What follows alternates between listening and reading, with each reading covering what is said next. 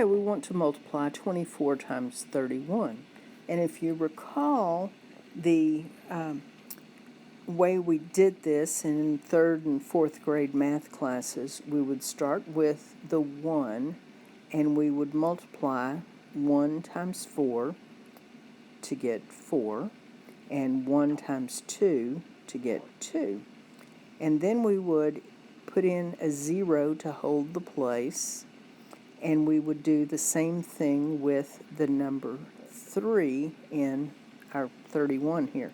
So 3 times 4 makes 12. I'll write down the 2, but I'm going to carry that 1. So 3 times 2 makes 6, plus the 1 that we carried makes 7.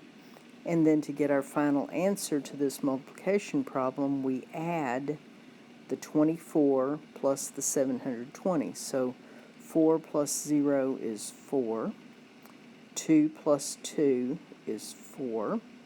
And 7 gives us 744 for that multiplication problem.